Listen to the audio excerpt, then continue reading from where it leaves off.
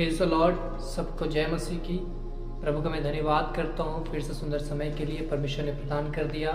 आप सबके बीच में आ पाया हूँ उसके वचन को लेकर, उसमें प्रभु का बहुत बहुत धन्यवाद करता हूँ। आइए हम लोग अविलंब छोटी सी प्रार्थना करेंगे और उस प्रार्थना के साथ अपने संदेश को आरंभ करेंगे। सर्वशक्तिमान सनातन परमेश्वर, आपको हम धन्यवाद करते हैं। खुदावंद खुदा, आपके सम्मुख आपके हजूर में आते हैं पिता परमेश्वर। आपके वचन के लिए पिता परमेश्वर हम आपकी ओर ताकते हैं। प्रभु आप हम सबसे बोले और बातचीत कीजिए पिता परमेश्वर। हमारे विश्वास को बढ़ाइए पिता आप, और हमें अपनी पहचान में आप बढ़ाइए पिता परमेश्वर। धन्यवाद धन्यवाद सर। ये प्रार्थना यीशु मसीह के नाम से मांगते हैं, आमीन। आज हम लोग अपने संदेश की बुनियाद इन वचनों से डालेंगे जो हमें मिलता है रोमियो की पत्री, उसका 4 अध्याय, उसका 19 पद से मैं पढ़ रहा हूँ। वह जो 100 वर्ष का था, अपने मरे हुए से शरीर और सारा के गर्भ की मरी हुई किसी दशा जानकर भी विश्वास में निर्बल ना हुआ, और न अविश्वासी होकर परमेश्वर की प्रतिज्ञा पर संदेह किया, पर विश्वास में दृढ़ होकर परमेश्वर की महिमा की, और निश्चय जाना कि जिस बात की उसने प्रतिज्ञा की है वह उसे पूरा करने में भी समर्थ है। जिस तरह परमेश्वर ने अब्राहम को प्रतिज्ञा दिया, वैसे ही परमेश्वर हम सबको भी प्रतिज्ञा देता है। और एक प्रतिज्ञा जो हम सबके लिए सामान्य है वो है अनंत जीवन की प्रतिज्ञा, जो यीशु मसीह पर, मात्र यीशु मसीह पर विश्वास करने के द्वारा हमें प्राप्त हुई है। मेरे प्रिय परमेश्वर जो भी आपसे कहता है, जो भी प्रतिज्ञा उसने आपसे किया है, देखिएगा यूसुफ को परमेश्वर ने प्रतिज्ञा दिया था कि एक दिन परमेश्वर उसको बहुत महान करेगा, और उसके भाई, उसके माता, उसके पिता सब उसको जो है वो दंडवत करेंगे। परमेश्वर ने दाऊद को प्रतिज्ञा दिया था कि एक दिन वो इजराइल का राजा बनेगा। तो अनंत जीवन की प्रतिज्ञा जो हम सब के लिए सामान्य है, उसके अलावा परमेश्वर जो है हमें कोई ना कोई प्रतिज्ञा जरूर देता है, और हम उसका खोज करके हम उसको पा लेते हैं। हमें समझ में आ जाता है कि परमेश्वर एक दिन हमारे साथ ये करने जा रहा है। और परमेश्वर जो है उसकी संतानों के लिए उसकी इच्छा यही है कि उसके संतान जो है वो उन्नति करे, अच्छे पदवी में रहे, अच्छे प्रतिष्ठा में रहे, और अच्छे नाम के साथ और परमेश्वर के स्वभाव के साथ एक अच्छे पहचान में रहे इस दुनिया में। ये बात जो प्रभु की इच्छा है। देखिए मेरे प्रिय, बहुत सारे लोग जब बीमारी से स्ट्रगल कर रहे होते हैं, परमेश्वर उनको चंगाई की प्रतिज्ञा देता है। बहुत सारे लोग जब फाइनेंशियल किसी प्रकार की परेशानी से स्ट्रगल कर रहे होते हैं, परमेश्वर उनको प्रतिज्ञा देता है कि एक दिन परमेश्वर उनके इस दशा को बदल देगा। बहुत सारे लोग जो है पारिवारिक जो कठिनाई से, गरीबी से, दरिद्रता से, इस प्रकार से जो है स्ट्रगल कर रहे होते हैं, परमेश्वर प्रतिज्ञा देता है। लेकिन मेरे प्रियो देखिएगा कि प्रतिज्ञा जब परमेश्वर हमें देता है, किस तरह से वो प्रतिज्ञा हमारे जीवन में पूरी होती है।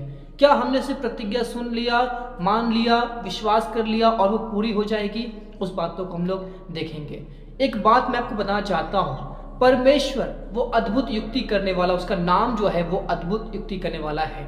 और परमेश्वर जो है वो हर एक के जीवन में अद्भुत काम करना चाहता है और अद्भुत काम करता है। वो चाहता है कि आपके जीवन में परमेश्वर कुछ ऐसा करना चाहता है जो वो और किसी के लिए नहीं किया। देखिएगा मूसा के द्वारा परमेश्वर ने लाल समुद्र 2 भाग किया, और किसी के द्वारा नहीं किया। देखिएगा परमेश्वर जो है एलिया को कौवे के द्वारा मांस और रोटी खिलाया, और किसी को नहीं खिलाया। हर एक के साथ अलग अलग तरह से ट्रीट करना, अलग अलग तरह से डील करना, यह परमेश्वर का स्वभाव है। देखिएगा परमेश्वर जो प्रतिज्ञा हमें देता है, पहला बात, वो प्रतिज्ञा जो होता है वो अविश्वसनीय होती है, यानी उस पर विश्वास करना बड़ा कठिन होता है। देखिएगा अब्राहम को जब परमेश्वर प्रतिज्ञा दे रहा है, तो उसकी पत्नी जब सुन रही थी, सारा जब सुन रही थी कि परमेश्वर कह रहा था कि सारा को जो बूढ़ी है उसको अगले वर्ष एक बेटा होगा, और सारा जो है हंस रही थी। क्यों? क्योंकि सारा जो है वो बांझ थी, वो हमेशा से बांझ थी, जवानी के अवस्था में भी वो बांझ थी, और अभी वो 90 प्लस है, यानी 90 प्लस उसका उम्र है, और बच्चे जन्ने की उसके अंदर कोई भी क्षमता नहीं है, कोई भी शक्ति नहीं है। अब्राहम 100 साल का है, उसके शरीर में भी जो है वो ताकत नहीं है कि वो बच्चा को पैदा कर सके।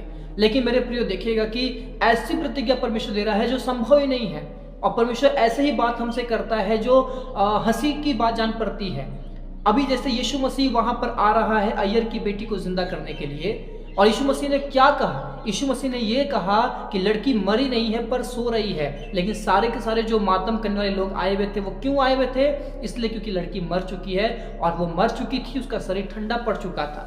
लेकिन यीशु जब प्रतिज्ञा दे रहे हैं कि लड़की मरी नहीं है, सो रही है, यानी वो जाग उठेगी, वो जी उठेगी, लोग उसकी हंसी कर रहे थे। तो क्या हुआ? प्रतिज्ञा असंभव ही दिखती है, क्योंकि परमेश्वर उसको संभव कर दिखाता है। परमेश्वर अपने कामों के द्वारा अपनी महिमा को लेता है। और परमेश्वर का काम जो होता है वो देश देश के सारे ईश्वरों से और सारे देवी देवताओं से और सब प्रकार के सामर्थ्य से, सब प्रकार के साम्राज्य से, सब प्रकार के सम्राटों से हट के जो है परमेश्वर काम होता है। इसीलिए हमारा परमेश्वर जो है वो अगम्य है, हमारा परमेश्वर जो है वो अद्वितीय है, अतुलनीय है। तो मेरे प्रियो, जो परमेश्वर प्रतिज्ञा आपको देता है वो आपके जीवन में पूरा कैसे होगा? परमेश्वर जब कोई प्रतिज्ञा आपको देगा तो आपका विश्वास उस प्रतिज्ञा के प्रति जो है वो बढ़ाएगा। और देखिएगा कि क्या होता है कि जब प्रतिज्ञा परमेश्वर हमें कुछ देता है तो ये होता है, कुछ ऐसी प्रतिज्ञा जो होती है वो पहले किसी के साथ नहीं हुई होती है, ऐसी प्रतिज्ञा परमेश्वर हमको देता है ना, कि मैं तेरे लिए ये करने जा रहा हूं। और आप सोचते हैं ऐसा कैसे हो सकता है, क्योंकि ऐसा तो कभी किसी के लिए हुआ ही नहीं। मेरे प्रियो देखिएगा, पौलुस जब यहाँ पर अब्राहम के विश्वास का बात कह रहा है तो यहाँ पर वो एक बात कह रहा है। 4:17 मैं पढ़ता हूँ। रोमियो 4:17 में पौलुस कहता है, जैसा लिखा है, मैंने तुझे बहुत सी जातियों का पिता ठहराया है उस परमेश्वर के सामने जिस पर उसने विश्वास किया और जो मरे हुओं को जिलाता है और जो बातें है ही नहीं उसका नाम ऐसे लेता है कि मानो वो है। अभी अब्राहम के समय कौन सा मुर्दा जिंदा हुआ था? बाइबल के अनुसार हम लोग देखते हैं, जहां तक मुझे पता है कि पहला मुर्दा जिंदा होने का जो जिक्र है वो एलिया के समय में है, कि एलिया ने जो मुर्दा को जिंदा किया है, उस लड़के को जो है जिंदा किया था। लेकिन अब्राहम के समय कोई ऐसा मुर्दा जिंदा नहीं हुआ था, लेकिन उसके बावजूद जो उसका विश्वास ऐसा था। और जब उससे इसहाक का जन्म हो जाता है और इसहाक को जब परमेश्वर मांगता है कि अल्लाह उसे बलिदान कर, तब भी अब्राहम जो है वो परमेश्वर पर भरोसा करता है। और इब्रानी में लिखा है उसको ऐसा भरोसा था कि यदि ये मर भी जाएगा तो भी परमेश्वर उसको वापस जिलाएगा। उसको फादर ऑफ फेथ पता है कि विश्वास का पिता कहा गया। पर अब्राहम जो विश्वास किया वो उसके पहले वैसा काम किसी के जीवन में नहीं हुआ था। किसी ऐसी बांझ बूढ़ी का बच्चा पैदा नहीं हुआ था, जैसा परमेश्वर अब्राहम को कह रहा था कि तेरी सारा से बच्चा होगा, तेरा अपना संतान होगा। लेकिन अब्राहम ने क्या किया पता है?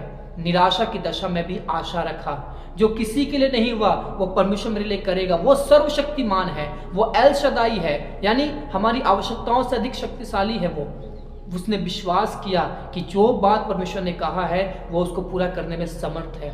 एक ऐसा विश्वास आपके अंदर परमेश्वर उत्पन्न करना चाहता है। इससे पहले कि प्रतिज्ञा को परमेश्वर आपके जीवन में पूरा करे, उससे पहले वो आपके अंदर वो विश्वास को उत्पन्न करेगा। क्योंकि एक वचन लिखा हुआ है कि परमेश्वर ने हर एक इंसान को अपनी महिमा के लिए बनाया है।